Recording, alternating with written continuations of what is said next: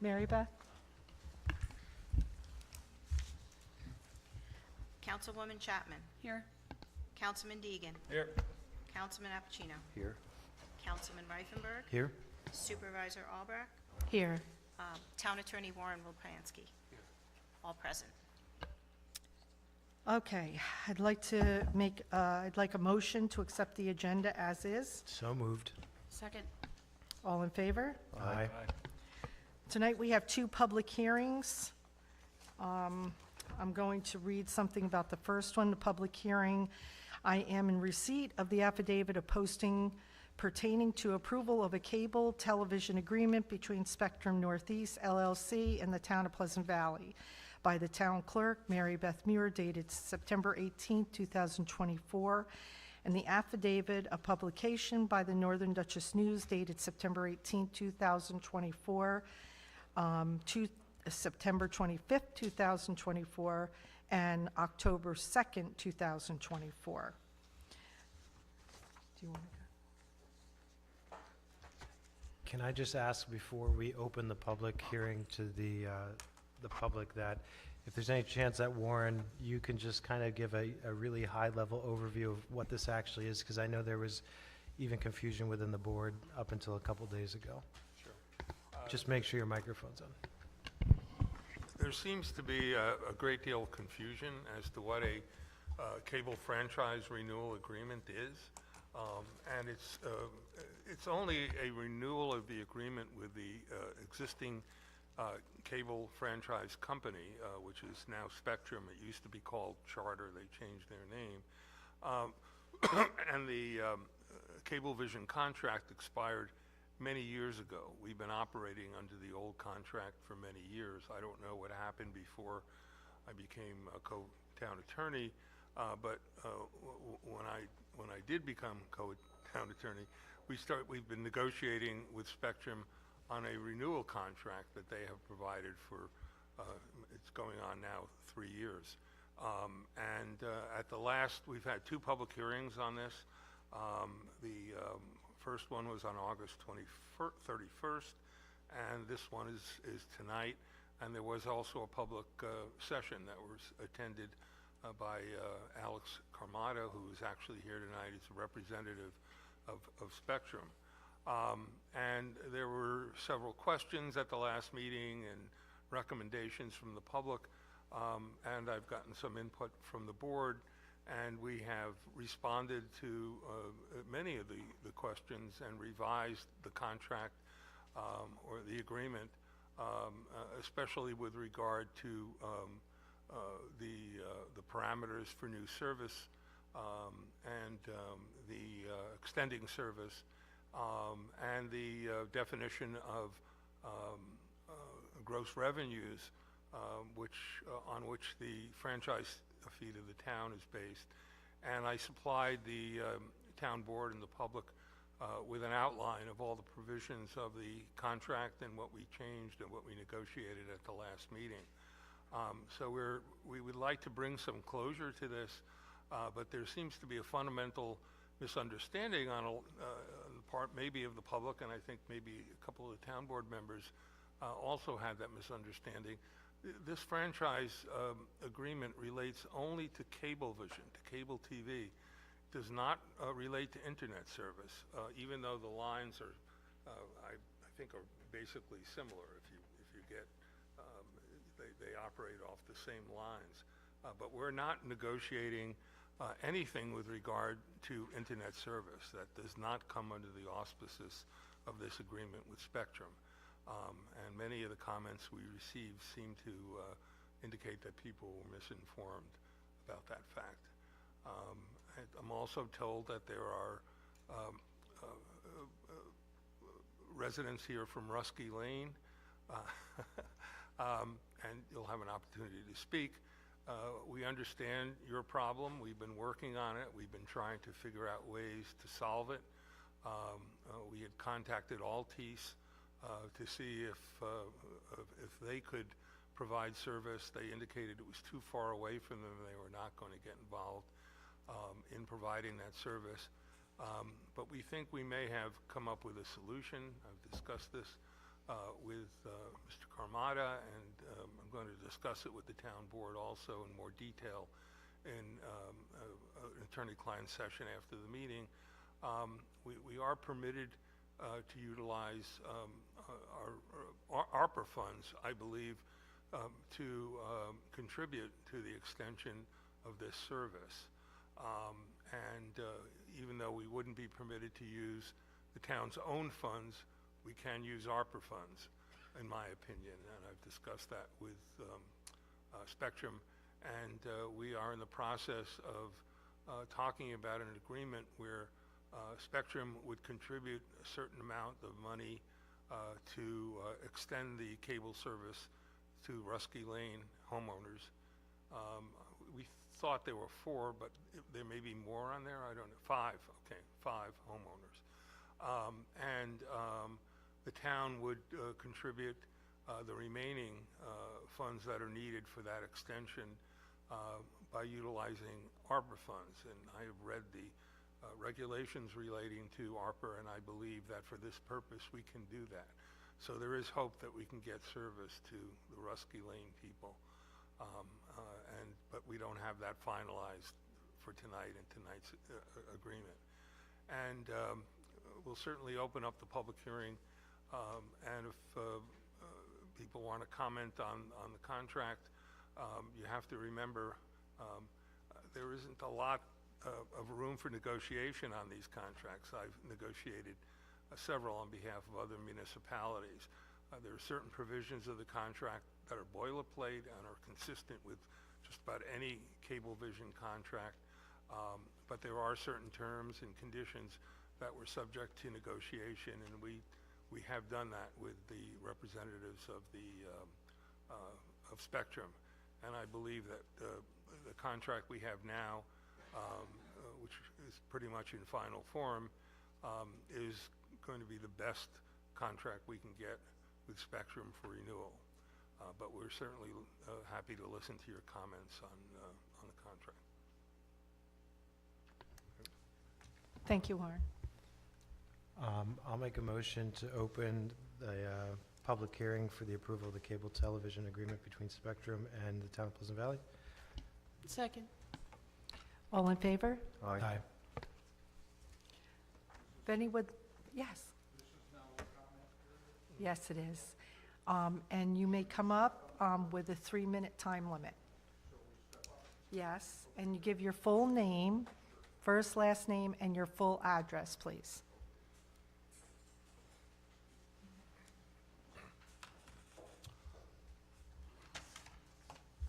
You asked me that today, and I didn't know, but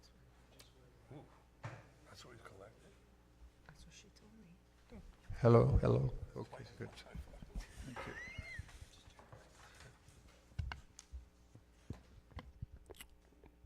Okay. My name is Ed Reno, R-E-N-O. My address is 125 Marshall Road. We say Salt Point, same thing as Pleasant Valley, of course. Beep, beep, beep, beep, beep. I just want to preface my comment by reading what the title of the 1966 Communications Act, under which all of this fits, was. Thank you. Okay, thank you very much. Just beat me with it. An act to promote competition and reduce regulation in order to secure lower prices and higher quality services for American telecommunications consumers, and encourage the rapid development of new telecommunications technologies. The print was hardly dry when that went south, and the 1966 Communications Act has done exactly the opposite. It has allowed the service companies to cartelize the market. They hold all the monopoly or cartel control. And what you're facing for the indefinite future, you know, I will check out at some point, relatively speaking soon, so I won't have to face it anymore. But just the gradual ratcheting up, the tightening of the noose around your neck with increases in the I'm sorry. Yeah, I can hold it to stand up. Increases in the rate. So deal with it. There's not a lot you can do at this level. The only way in which you're going to be able to reverse that noose that is around our necks is to get together with other communities, to act in concert, to begin lobbying your representatives in Washington, ideally get somebody on the Commerce Committee who wants to be president someday and can present to the American public that he has saved them billions of dollars by getting some reform into the 1966 Communications Act. Everything else is, as they say, small change, and that's the way it's going to be. Just one quick question. When do we get to talk about the internet, if not now? When do we get to talk about the internet, if not now? And I accept that not now. Is there an answer to that question?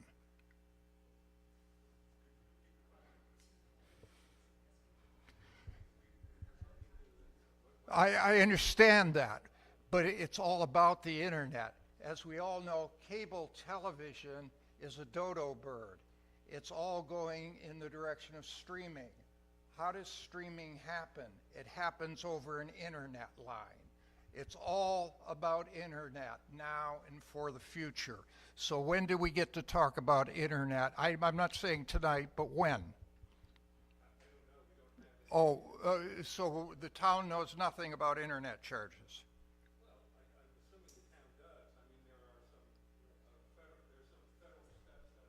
Taken, state and federal steps that are being taken to approve broadband service throughout New Okay, York fine, State. that has to be done well, in you want me conjunction, to I'm sorry, finish? I have a limited time. That has to be done in conjunction with local communities, local people have to get involved, because that's the only way this is going to change. Right. This is the end of my 3 minutes, but I would like to point out, ARPA, if I understand what ARPA is an act from 2021, excuse me, that, sorry to be partisan, only Democrats voted for in Congress. Not a single Republican voted for the ARPA Act.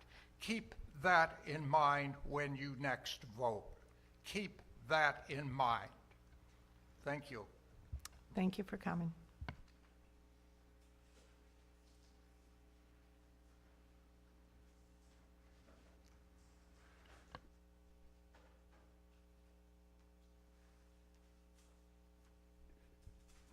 Thank you, Ed.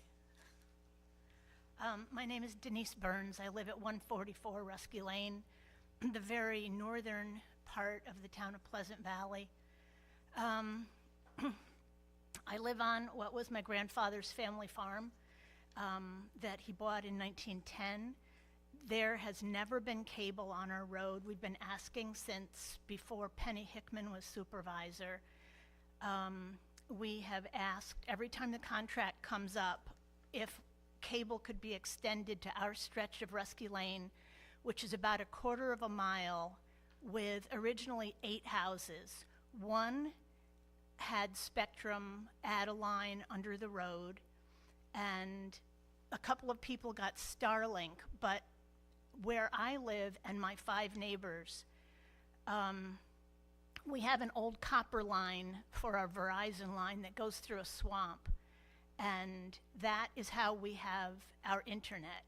We have DirecTV, which sometimes works and sometimes doesn't. It's dependent on whether dependent on the weather or if there's snow on the satellite or whatever. But both the internet and cable, we have been asking for 35 years. We can't stream, we don't have the services the rest of the town has, and we pay the same tax rate. So I've never had a reasonable answer why the line won't be extended on our stretch of road. The same line that came up our road was put in 1936 when my father was a little boy. He remembers finally getting electricity at the farm. They have not improved it, and Verizon has no answer. They keep saying, well, Pretty soon, everybody's going to have satellite or whatever. They always have a reason. There were mice in the line. There were squirrels. And this is 35 years of asking for high-speed internet and cable so that we can have services that today most people really need. Okay, thank you. Thank you for coming.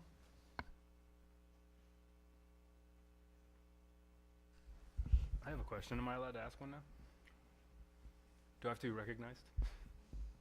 How does that work? Do I have to go over there? No. Okay. So thank you for the comments.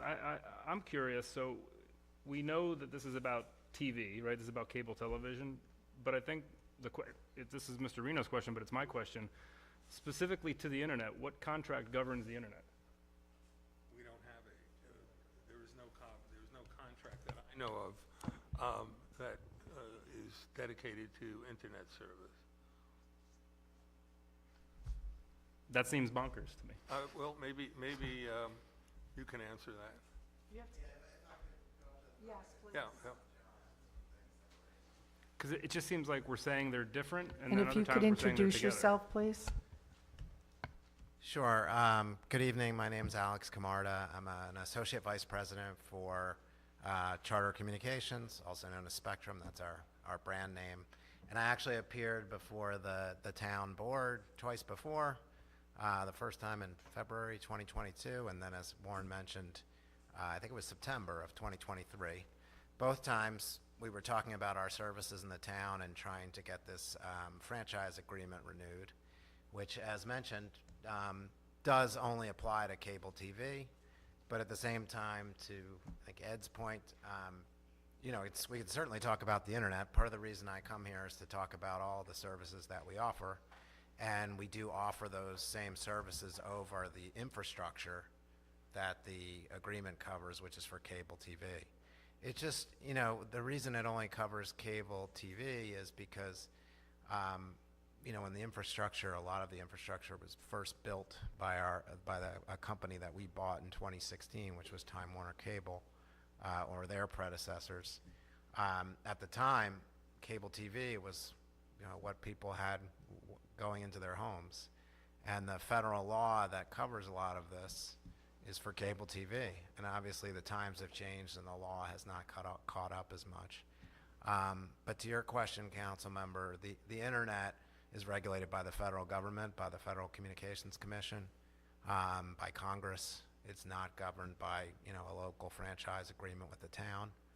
And they have the ability to regulate it in many different ways. I think what's happened in recent years, particularly because of the COVID pandemic, a lot of money was put forth by the federal government through ARPA, the American Rescue Plan Act, as well as the Infrastructure and Jobs Act. And there's a specific program called BEAD, which is Broadband Equity, Access, and Deployment. But what all these programs do is they're designed to help the people like those on Rusky Lane that for many decades have not had the network going to their door. And it's because, companies, whether it be Spectrum or others, it was just not even close to being cost effective to do so. And the idea is that with the federal government and the state putting in monies through these different programs, we can now try to connect more and more homes throughout New York State and in Pleasant Valley that otherwise would not have been connected by the private sector. Today in New York State, 98% of the homes are connected to the internet, only 2% are not, which doesn't sound like much, but it actually is about 95,000 homes across the state. And through, whether it be ARPA or BEAD, which is actually still being unfolded by the state Economic Development Agency, but I think will be in effect come 2026 when they issue an RFP and different providers will bid on homes that could be in Pleasant Valley to try to connect those homes.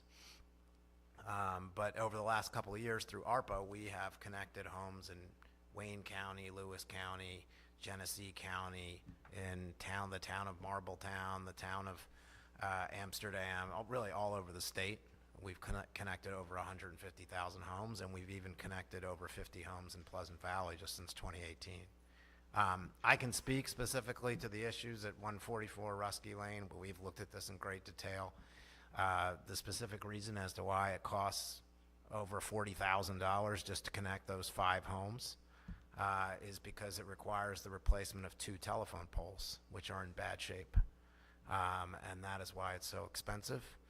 And if you look at Rusky Lane, if you're approaching 148 from the east, as our plant does, there's another provider coming from the west, which is Altice, and they've actually connected the home at number 71, house number 71, and up to 113. And coming from their direction from the west is actually much easier to lay plant in that direction. From our end, we have to replace poles. We could try to go underground. All of that is very expensive, and it basically for those 5 homes, it comes to roughly between $40,000 and $50,000 when we last looked at it, and that was 3 years ago. So I imagine it's closer to 50 now. To Warren's point, I mean, this is particularly what the ARPA funds are for. So, you know, what usually happens is we'll put in a couple $1,000s a home, and then the ARPA funds will cover the remainder, and that's how we've covered homes throughout the state that cost, you know, $10,000, $20,000 a home to connect. And the reason for that is usually it requires telephone poles to be replaced. When we put our equipment on those poles, they're in such disrepair that it would be a danger to add additional weight to them. And so it requires the entire pole to be replaced. If this was just a matter of a home that was like a couple 100 feet from the road and we were on the road, we would just do it. You know, we subsidize builds for homes all the time, giving several $1,000s to homes to do that. But when it starts to get to $10,000, $20,000, $30,000, you can imagine, even with the prices being what they are, you would never make that back in a lifetime or 2. And that's why these homes have not been built out to. Honey, you have to go up to, thank you.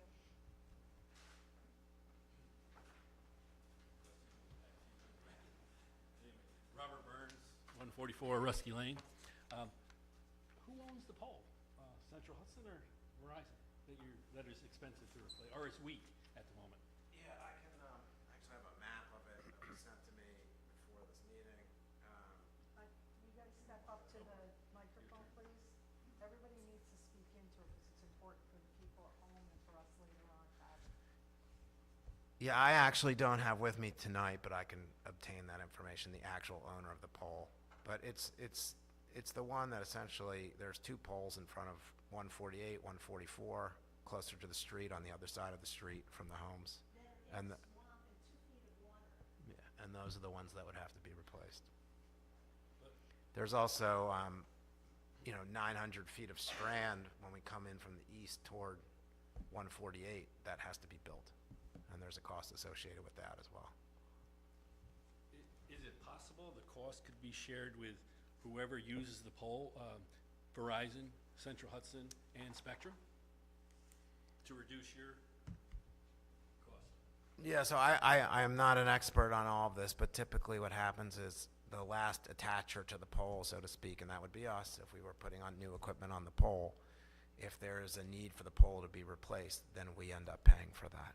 It's something that we've tried as a policy matter to get change where it would be more proportionate, but I think this is the reality in which, you know, what we're dealing with currently. I mean, I do think there is an answer with the ARPA funds that, you know, have been allocated, and if it's not addressed to the ARPA funds, another fallback would be this BEAD monies, but that, you know, is the RFP for that will probably be issued maybe by the end of the calendar year, but by the time the state reviews the proposals, and there's no guarantee that the locations in Pleasant Valley would be part of it, although if you go online, there is a project area that encompasses Pleasant Valley.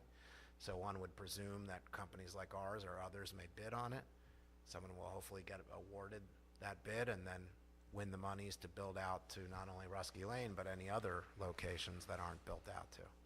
You know, I know we're focused on the houses, rightly so, that aren't built out to, but 97% of Pleasant Valley is connected not only to the internet, but other services.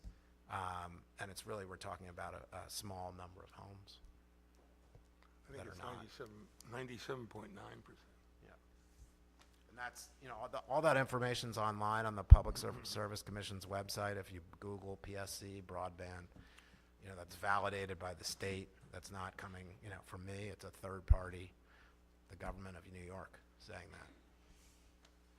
It just seems to me, I'm a retired businessman, and when you have three powerful businesses, Central Hudson, Verizon, and yourself, you could come up with a shared solution for the good of the community, the whole community. Like my wife said earlier, we pay taxes just like every other person in Pleasant Valley, and you receive more for your tax check than we do.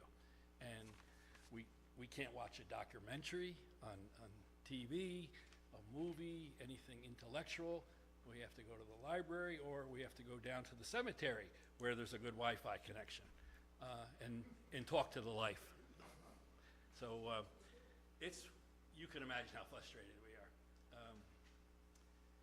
I just hope you keep on working. It sounds like you are, and I appreciate that, but just keep on going until it's completed. I think there's a solution close by. Yeah, I'm hopeful that, you know, the federal funds can provide a solution, and then, of course, we'll be pitching in some funds as well, and that together that those can solve the problem. Thank you. Scott Cookingham, Salt Point. When he was just talking about the gentleman there about the poles, my son's a lineman, I always say electrical poles. They're utility poles, which, you know, you're stating there's 3 different companies on that. So I'm wondering, you were stating about $2,000 per house there. So if you say there's 5 houses, that's to me $10,000. And then if we reached out to Central Hudson and then also Verizon to see if they would also get some of that, you know, meat and potatoes of it, then there could also be a chance on that, those utility poles possibly being changed. I mean, we're just wondering if that's something that could be looked in by your aspect. That's all, not the town's.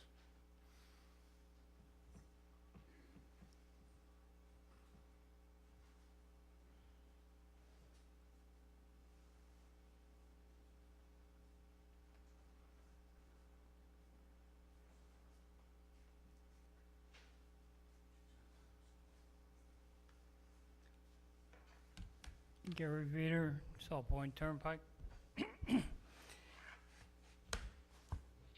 I actually remember the first cable company was Poughkeepsie Cablevision came into town, and we were all very happy to get rid of those tall TV things on our roofs. And I do subscribe to the case involved here.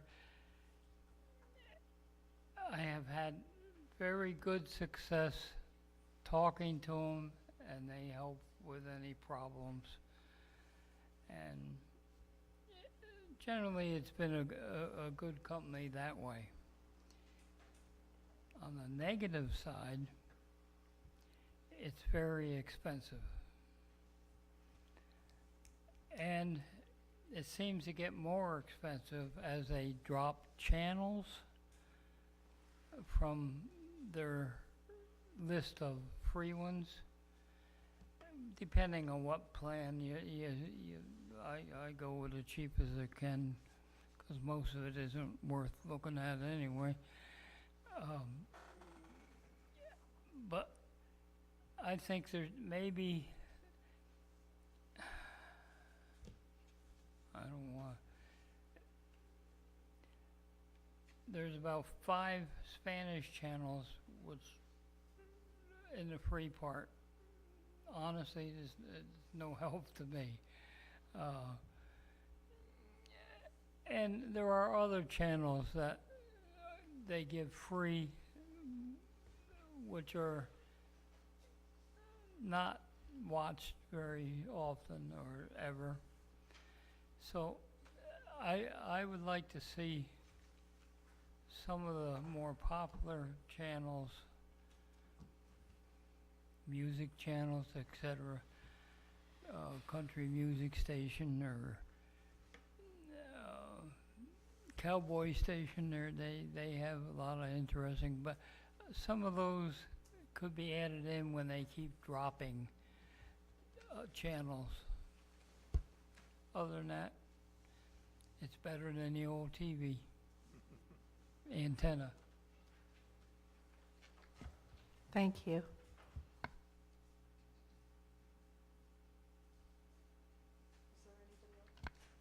Anybody else would like to speak? I make a motion to close the public hearing? Second. All in favor? Aye. Okay, we're going on to the second public hearing of the evening.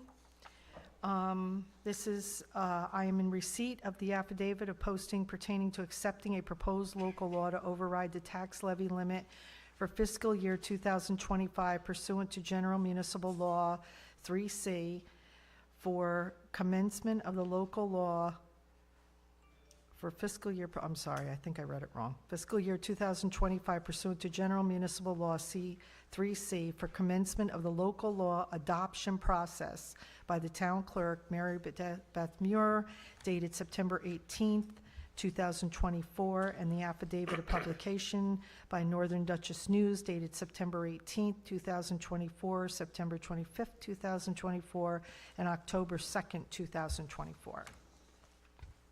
Before we open the public hearing, can I be recognized? Yes, absolutely. So I think it's important just to kind of put out there some information about this. This is my third year going through the budget process here in Pleasant Valley, sitting on the board, and not just Supervisor Albrecht, but the previous supervisor put this law out there that basically temporarily goes on the books, and then it gets rescinded after we adopt the budget. Just to give everyone an idea, I was wondering the same thing of why this is even needed. But what we've done since, and I'm only going to talk about the previous 2 years I've been on the board. I'm not going to go into what happened before I was here. But just to give you an idea, in 2023, the budget we passed decreased the tax rate, the stuff we control, in the town of Pleasant Valley by 1.96%. Last year, the budget we're operating under now, currently, that this, I guess it wasn't exactly this board, but the previous board I was on, that we're operating now, we decreased your tax rate in the town of Pleasant Valley by 9.6%.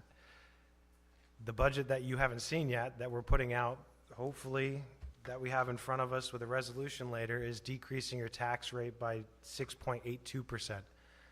So in a world where everything is getting more and more expensive, as we know, the cost of us doing business is going up every year. We have, at least since I joined the board, have been tightening the budget process with expenses and revenues, and it's paying off. The numbers are just getting tighter, and we're not taking more money from the taxpayers. At some point, though, we're going to hit the floor of where we probably should have been, and obviously costs are going up, and we're going to have to increase taxes slowly to keep up with inflation, everything that we're dealing with at home. So just to give you an idea, the supervisor delivered us a budget that was, I think, a decrease of 0.60-something%, so a little bit, just under a 1% decrease in the tax rate. Even with that, if you looked at the tax levy, we only had, I'm just going to use $40,000 of wiggle room. If we needed to increase taxes or collect an extra $40,000 in taxes, even with that decrease, we would have to go above the tax levy. So those are the fine numbers that we're looking at. So the way I've been explained, somebody's explained this to me, is that this is just an insurance if God forbid anything happens between now and the time we adopt this budget. It's not the intention of this board to go over the tax levy, obviously. We're decreasing the tax rate right now by over 5%. But God forbid something happens and we need to change the budget. We have this, which if we didn't go through this process, we're in a lot of trouble if something did happen. So I just wanted to put that out there because it was confusing for me, so I imagine it's confusing for the residents who are not having these conversations and who haven't seen the budget yet. But after tonight, I hope you'll go through the budget and you'll be happy with, we've increased some great things. We haven't cut anything, and we're just tightening everything up for you. So with that, if nobody else has anything, I'll make a motion to open the public hearing for accepting a proposed local law to override the tax levy limit. Second. All in favor? Aye.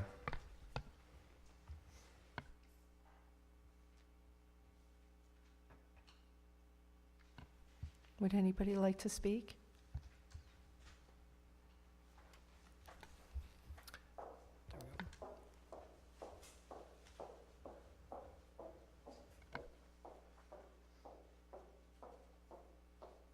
Carol Roberts, North Avenue. I just first want to say thank you very much for keeping the budget where it has been these past couple of years. I know that's very difficult. I would, however, like to say that I'm praying that you can keep the budget where you're projecting it so far without going over, because everybody's expenses have gone through the roof. Our school tax bill just went up. I'm retired, I'm on a very, very fixed income, all kinds of other issues, and I just can't afford anything else going up. So just keep it in mind. I know you will. I just wanted to make that known, so thank you. Thank you. Anybody else? I'll make a motion that we close the public hearing. Second. All in favor? Aye. Okay, there are no minutes to approve. Correspondence is, all official correspondence is on file in the town clerk's office. We have no presentations. At this time, I'd like to make a motion, or like a motion, to open up the public comment portion of the meeting for agenda items only, 3 minutes per person.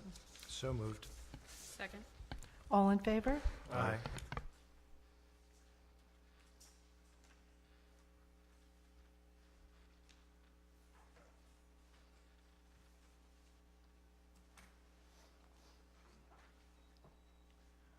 John Dunn, Netherwood Road.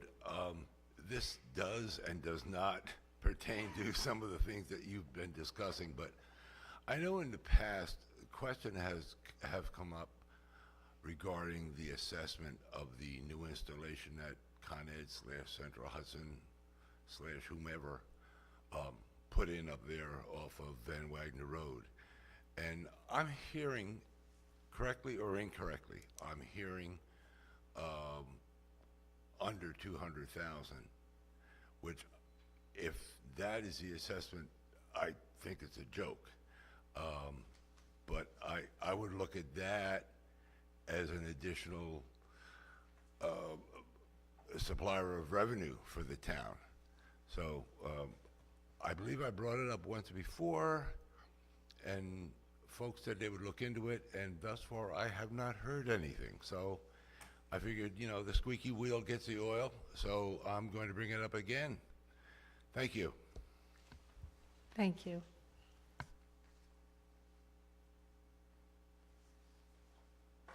Anybody else like to speak?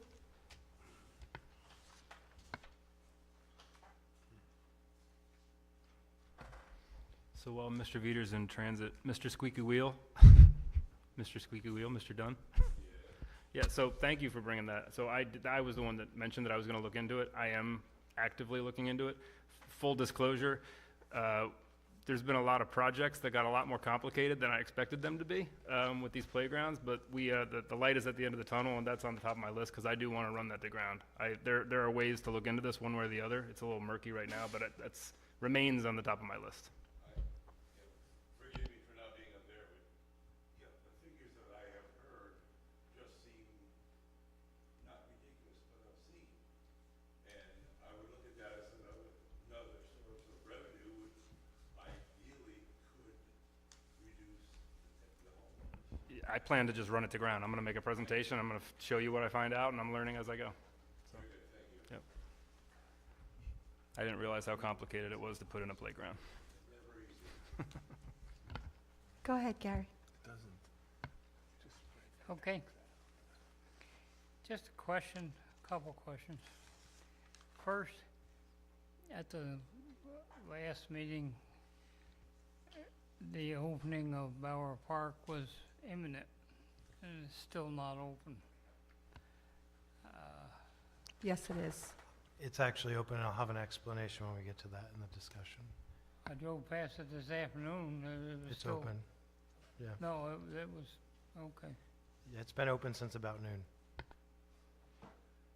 Yeah, maybe it was right around then. Okay. Why was the entrance changed? The exit and the entrance? I'm not sure what you're asking, but I'll give an update, and if you want, after the meeting, I can answer whatever specifics.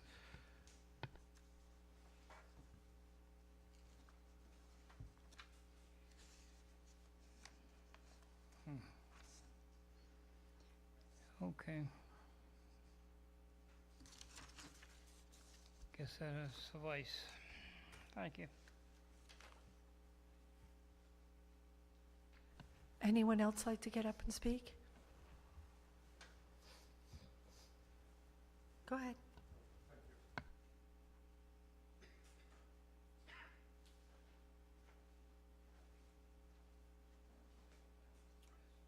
Ed Reno again, still living at 125 Marshall Road. This is a new agenda item. I would like to see the town board on an annual basis, as part of whatever report structure it has, issue a report which documents the amount of monies received at the county, state, and federal level, and indicates whether the representatives, which are publicly elected representatives at those levels, have voted for or against the enabling legislation. It would be nice to see that kind of scorecard, and it would be reasonably easy to construct so that people, for example, would understand that the subsidy to the people on Rusky Lane who deserve it, and to Spectrum who won't touch it without the subsidy for connecting these people, came through ARPA, and that our local representatives at the time either did or did not vote for it. What galls me is local officials taking credit for something they did not do. So I think the request is, I think you understand the request. It would be very nice to see that scorecard at the local level.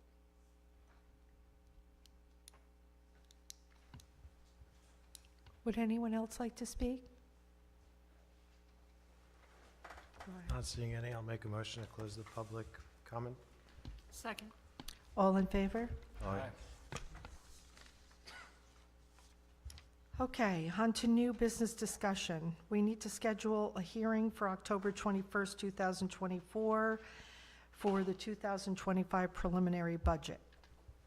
I'll make a motion to schedule a public hearing for the preliminary budget on October 21st at 7:05. Second. All in favor? Aye. Old business discussion. Bower Park update. Councilman Reifenberg. Yes, so I'm not on Facebook anymore, but people for some reason still take screenshots and bother me with it. But so the park actually did open exactly when it was planned to open a little over 2 weeks ago. And unfortunately, within 36 hours, the town had to close the park again. We basically, the night prior, somebody were redoing the playgrounds. Somebody decided to go into Helen Aldridge after the rubber was put down and break open the fence and walk all over the new stuff that we just put down there for the park. We opened Bower Park. Councilman Apicino and myself spent all day on a Friday getting it ready to open it when we said we would. The first night, somebody ran over a sign. The second day, people went in and stole a bunch of signs, including ones that were bolted on to posts and whatnot. So then we had a conversation internally about do we keep the park open with the rubber being poured for the swing set that week? And people are going in there and stealing stuff. And throughout the whole time that Bower's been closed, people just completely disregard the closed signs. They disregard the one-way signs. They disregard the rules. I guess it's just the society we live in right now. But so we made the tough decision after putting all the work in to close the park again until The swing set was completely done, and that security cameras were installed. So, you know, we unfortunately had to purchase security cameras, get those installed, which is difficult because there's no electric there, so you have to do all of that. So putting a plan together for that and getting them installed, which we did on our own time to save the town money, that takes time. And we had to wait for them to pour the rubber, and we could not open the park within just every time we opened it, people were destroying stuff. So unfortunately, it was delayed until today. We have cameras now. The swing set's open, the park's open, but that's why it was open for a short period of time and closed again. The good news is that the park is open. The gates, I don't know if you've noticed, there's gates at the exit and the entrance. They open at 8 a.m. And close at dusk automatically. I know there's people on social media talking about, upset about no dogs allowed. I'll get into that in a second. And they were talking about how we as a town should be more concerned about the drug paraphernalia and stuff like that left in there. That's the reason why we did what we did, and we put gates in that open and close so people can't enter into the park at night. That's when they're going in there and doing stuff. So believe me, it's not on deaf ears. That was part of this whole process, was making sure that couldn't happen or make it more difficult. To the dogs, I just want to remind people that this was not something that we just came up with. If you go out to Katie Field here, there's a big sign right here. It's been there probably 15, 20 years. If you go down to the fence where you have to enter Katie Field, there's a big sign that's been there 15, 20 years. And right on it, there's a big rule that says no dogs inside the fenced area. That wasn't something we came up with, but guess what? People don't follow the rules. Bower Park, the two signs that have rules on them say no dogs on the soccer field. Guess what? The main place you'd see dogs were on the soccer field. And that would even be a big problem if people actually picked up after their dogs, but they weren't. Same thing at Helen Aldridge Park. So this wasn't something that we as a board wanted to do. I never thought I would be in favor of saying, okay, we're not allowing dogs at parks for now. But unfortunately, there's adults that can't be adults and pick up after their dogs, or to just simply walk their dogs on the trails or up and down the road. That would be fine. So that's what's led to this. And unfortunately, you know, people are stealing the signs. You can disagree with it, but that doesn't allow you to steal from your neighbor and the other residents of the town who paid for all that stuff. And it's unfortunate. Good news, the park's open. The swing set's there. Go check it out. It's amazing. It's awesome. It's kind of what that park was missing. It's adding on to what previous town boards did through grant money. Please just respect it. If you disagreed with it or agreed with it, just be respectful. It's all of our park. We should be proud of it. If you look back here, there's a lot of stuff going on. And we sometimes have to make difficult decisions. So I know people are upset about the dogs, but for now, I mean, as of yesterday, I'll give you an example of what we're dealing with. A person that we've all probably talked to one time or another as a board and said, you can't be running your dog anymore. Went through the main gate was down and closed, went past the do not enter signs because it's a one-way, drove through the exit because the people were back there working, cutting the grass and stuff, decided to jump out of their truck, run their dog over the soccer field. Our contractor went and said, hey, the park's closed. No dogs are allowed on the soccer field. And I won't tell you what they said, but they don't care. That's the stuff we're dealing with. So we have to come up with, until people can just be respectful. Unfortunately, everybody has to pay for it for now. So, but the park's open. Thank you, Micah. Update on the new town hall. Yeah, for those of you Councilman paying Reckler. attention out there, you probably saw a notice in the Northern Dutchess News last Wednesday. Officially today, so we're out to bid. Officially today, the plans could be received on a website. I'll put it out there just in case anybody knows anybody. It's cplteamplanroom.com, cplplanroom.com, and I'm going to actually put this advertisement probably on the website and the Facebook page for people. Get the word out. More bids, the better. Basically, next week, Councilman Apicino, myself, and the design team will be having a pre-bid meeting up at the new town hall at 9 a.m. for any contractors who are interested. Any questions from contractors must be submitted by October 23rd, 2024 at 12 p.m. And a final answers will be put out by October 29th, which is a Tuesday. Bid opening will be here at Town Hall at 1 p.m. on November 4th, 2024. So we're less than a month away to find out where we stand with all of this. But if you guys can help get the word out, if you know contractors, that would be great. We're also, while that's out to bid, working on interviewing and trying to get a project management company set up, so kind of be in line that they're coming on right as we're closing on this bid, so they can step right in and we can keep on moving. So I appreciate everybody who's been backing us up with this. It's exciting. So Thank you, Michael. Okay, playgrounds update, Councilman Deegan. Poor Councilman Reifenberg, that was all supposed to be good news. This room feels like we're at a morgue right now. So maybe I can change the dynamic here. So one, just to pile on that, it's a special kind of human that ignores signs. This park is closed. It's a construction site for your own well-being. People were ignoring that. They were parking on the driveway. There were times that Phil and Mike had to go there to say, this is putting you at risk because there are construction vehicles backing up. That's why it was closed. Whatever, people ignored it. They were parking in front of the entrance. They were parking on other properties. That's fine. The whole concept with the dogs, Mike already hit it, but it's a special human that ignores the law and then takes the sign down and brings it home. I mean, some of this you have to laugh at because it's just at a different level.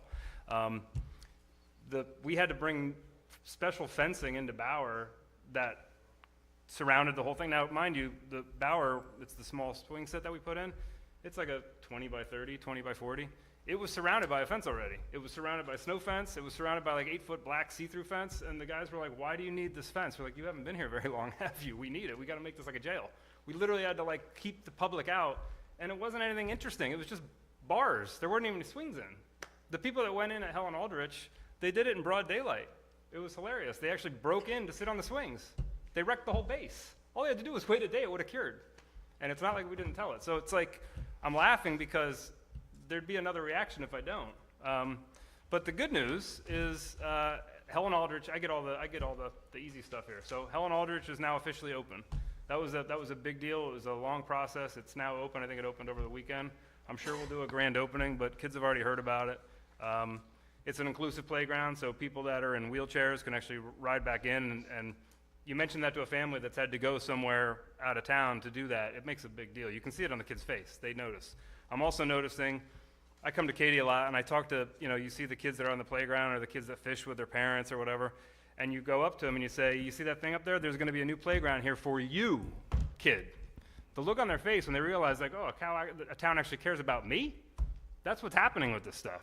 So I saw that at Helen Aldrich. We saw it at SummerSlam where the kids, we came so close. Our goal was to have Helen Aldrich open for SummerSlam. Our goal was to have Katie open for PV Day.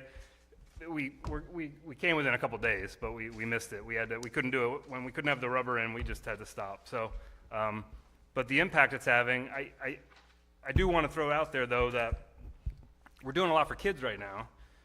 But I think I said early on, and I said when I was running, like this is not about the young versus the old. This is not about little kids versus teenagers. Like yeah, the focus right now is to get the playgrounds done, but that doesn't mean we've left our older than young residents out. There's things in the works that we want to take care of our older residents, and then the teen kids, and then the college age kids, and then the middle. Everybody's going to get something. We can do this for everybody. So Helen Aldrich is open, Bauer's open. Katie, the construction of the actual playground equipment is now done. We're starting the port in place tomorrow. It's probably going to take a week, but I think within 2 weeks that'll be open. And we're not done yet. So this is just the first start of us kind of reinvigorating and reinvesting in our community. And I'm seeing the positive. I know there's a lot of, I don't know, people seem to, there is like this element that just wants to stay negative, but I think there's another element that just is going to the wrong source for the information. I saw it with the tax question. I don't spend any time on the drivel that I think is social media, but I think I'm in the minority on that. But I can tell you that there were people in there that had a reaction to this tax levy. I had the same exact reaction. We've made it very easy for town board members. I'll just put myself out there. If you want to email somebody, instead of going on social media to get wrong information from people who just want to stir you up, email me. Because I would have said, I had the same exact question. I went into Mary's office. I said, what the heck is this tax levy thing? I thought we were trying to cut it. I had it explained to me. I calmed down. If somebody had reached out to me, I would have explained the same thing. I'm sitting up here. There's a lot of stuff I don't know. And there's a lot of things that people out there don't know. But instead of getting all wound up by people that just want to get everybody angry, use that energy for something better and get something answered and then come help out and do something good. Because we have so much more. There's so much good stuff going on. Roads are getting paved, playgrounds are getting fixed, we're upgrading stuff, people are happy again. These meetings are different than they've been year over year. This election, let's call a spade a spade. I congratulate these two candidates for running a civil campaign. They had booths next to PV Day, and everybody was getting along. How about, we're talking about signs and people not following the rules. Let's talk about people who are following the rules. There are no lawn signs in public property. That's because of these two candidates and the committees. Thank you, whoever's watching at home. That didn't require World War III. That just required adults being civil to each other and saying, hey, we have a rule. Let's put lawn signs on private property and have the election be the election. You're doing it. I didn't know if that was possible. I figured that Wigston and Sherrod thing was going to be the epicenter of the world again with toxicity. There isn't a single sign there. So credit to you guys. It's possible, Pleasant Valley. We can come together on this. It starts with the playgrounds, and then it's going to move through everything else. So, was that the thing I was supposed to talk about? There's your playground Yes. update. Cut this guy's mic. And by the way, I understand that there were a whole lot of kids up at Helen Aldridge this weekend playing on the new playground set. So I wish I could have gone up and seen that. I didn't realize it. So that was really heartwarming to know that. Because this has taken a lot of work, a lot of time, and a lot of effort to get this all done. Nothing in construction goes smoothly, ever. Oh, so one other thing, sorry. Please, cut my mic. So, I'm pleading with everyone. We're putting in the port in place tomorrow. Nobody can go in there. Please. We have it fenced off. Here's the hilarious thing. Challenge to the adults in the community. We had PV Day on Saturday, 10 to 10. It was dark. People weren't paying attention. Not a single kid tried to break in there. The back of the fence is open. Kids could have found their way in if they didn't. They followed the instructions. It's the adults that aren't following the rules. The kids are just fine. So it needs, like, once they get done with it, it takes like 48 to 72 hours to cure, and then have at it, we can open the park. But let's not wreck it because we are so close. Yeah, because the poor guy that does this stuff almost split a vein in his forehead when he came in that morning and saw the fact that somebody had ruined the base. I can't even begin to tell you. So I don't think he can handle that again. So if you could please stay off of it. Okay, resolutions. I would like a motion for Town Board Resolution 1000 of 2024, appointment of Town of Pleasant Valley part-time recreation leader to the Recreation Department. So moved. Second. All in favor? Aye. And do we have him here tonight? Oh, he wasn't able to make it? Okay, I was hoping everybody. Okay, I'd like to motion for Town Board Resolution 1001 of 2024, accepting the 2025 preliminary budget and setting a public hearing. So moved. Second. All in favor? Aye. You want to take those? You want to do the next ones? You're special. I'd like a motion for Town Board Resolution 1002 of 2024, approving a cable television renewal agreement between Spectrum Northeast LLC and the Town of Pleasant Valley. So moved. Second. I'm not, Hold on, discussion. yep. I'm not ready for this one yet. So I am a no on that one. Can I just ask a couple questions of Warren or whoever? Did he leave? I'm guessing he left. He left. All right, so I just have two questions. Somebody had brought up cable prices and, them getting out of hand. I saw there's a section talking about vaguely. Let me just ask, is there any control from the town on pricing or price increases or anything like that, or None rates? whatsoever. And why is that? Because it's not part of the franchise agreement. That's governed by federal and state regulations. So it's covered by the FCC? Yeah. Okay. My second question is so part of this was that municipal buildings to be provided free cable services. And I'm just making sure this isn't an error. I know we talked about, so it was the 2 fire departments, the Pleasant Valley Highway Department, and the New York State Police. And we had talked about shifting some of those around. I see in this, though, we went from 4 to just the Pleasant Valley Highway Department. Is that correct, or? Yeah, I sent a revised copy of the agreement, so the current agreement is covering the highway department and the fire departments? fire and the state departments, police? 2 fire departments and the town hall, and they're going to be covering the town hall, the new town hall completely. We took out the state police because they pay for their, they can certainly afford to pay for their own cable vision. We don't need to supply that to the state police. Is there any way to have the highway department and then the new town hall in here? Because I thought that was kind of like. It's in there. I'm It's not- in the revised. It's in the revised one? Yeah. Because what I have in front of me tonight shows Let me this. see what you have, because, no, this is the wrong one. It's been, I sent it out. Why don't we hold off? I feel better holding off the vote. Let's rescind the vote. Adjourn it to the next meeting, because we do, if we can work something out with Spectrum on Rusky Road, I'd like to see if we can include Include that. in there, okay. And there are also, I guess we don't get cable service to the recreation department? Well, that's what I want to make sure that whatever we have covers all of it. And I've asked them to provide it to the recreation. They're going to look into that. So why don't we wait until we get that updated? I'm sorry. All right, so I'll make a motion to table Town Board Resolution 1002 of 2024. Right, but the public hearing is closed. Yeah, correct, yep. Second. All in favor? Aye. Okay, I'd like a motion for Town Board Resolution 1003 of 2024, appointment of 2024 gardening instructor for the Town of Pleasant Valley Children's Garden. So moved. Second. All in favor? Aye. And I would like a motion for Town Board Resolution 1004 of 2024, authorizing payment of abstract number 10P of 2024. So moved. Second. All in favor? Okay. There are no items for special consideration.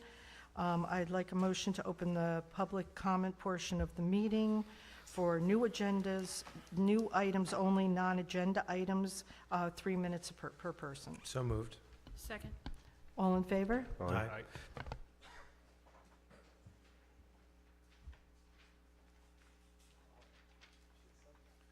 Scott Cookingham, Fox Run. When you were just stating about the cable there and the different, what about the library? Is that something that's, Yeah, I think that's something we'll talk about. okay, that's what I just wanted, I mean, you made the great ideas of the other spots, just that. Okay, thank you.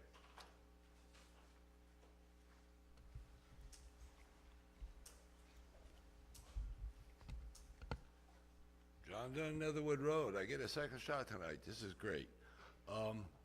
I would wonder why we don't issue some kind of a ticket or something to punish the people who are ignoring what's done. I mean, I know you guys have worked your fannies off, okay? And the town, obviously, it costs the town some money. And if people are just wantonly disregarding what's going on, I think they should be fined, very frankly. And I know it's not a felony by any means, but we ought to be able to figure out, you know, a misdemeanor. And I know we're a small town, 10,000 people, maybe less now. Nevertheless, the over 40 years that I've been in this town, it has changed a whole lot. And we like to be friendly, and we like to pat everybody on the back and shake everybody's hand. But, God, this is going to sound horrible, but you are getting a lot of people in this town that are not like the people that have been in this town for 20, 30, 40 years. And sometimes, I don't know who it is, don't care who it is, but whoever is stealing the signs, I mean, that's theft. Get these people. Thank you.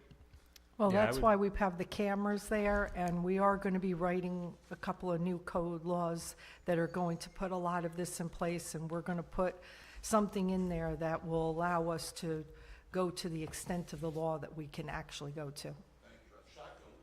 Here's the flavor of the people that I've seen so far. They're long-time residents. They're long-time residents.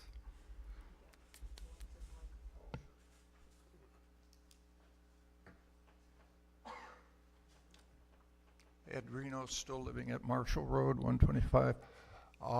This is following up the gentleman's concern about, getting it into the law for a fine or whatever. I'm just wondering, and this would be directed to council. Council, as a function of CCT cameras, does the person going on premise where there is a camera, as long as it's posted, essentially consent to his image being used as a function of being on that property? What I'm thinking of is you might have a shaming technique that you would put on the town website, somebody who was out there walking his dog when he shouldn't have been walking his dog. And there it is for everybody to see if they want to see it. So you understand the question, Council. Maybe it's something to research or you immediately have the answer to it. But that would be short of, putting it into a statute of, to level a misdemeanor or whatever. Try the softer way to see if it works.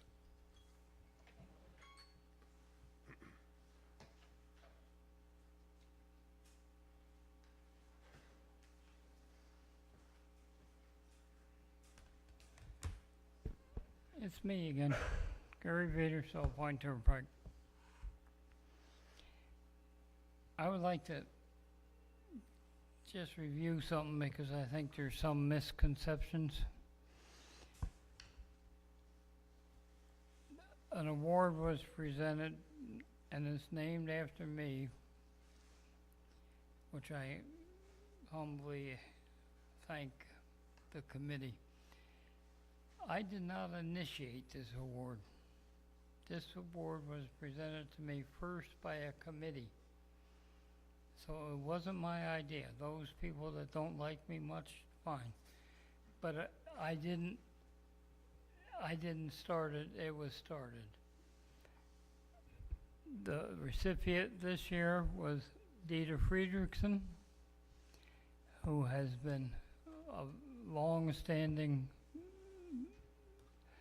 help in the town of Pleasant Valley, former zoning administrator, recording secretary of the Historical Society, plus the fact he has a lot of the history of Pleasant Valley, and that's something that needs to be saved, which he has done, postcards, genealogy, and so forth. But I would just like to straighten that out, that it wasn't me that started it. It was a group of citizens, and it surprised the heck out of me, so. I think that's basically it.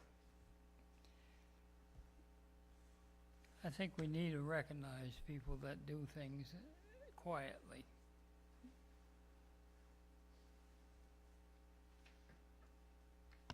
Anyone else? Okay, this time I'd like to close the public comment section of the meeting. So moved. Second. All in favor? Aye. I would like to make a motion to go into executive session for attorney-client session, 105.1D, and for 105.1F personnel. So moved. Second. All in favor? Aye. Thank you all for coming.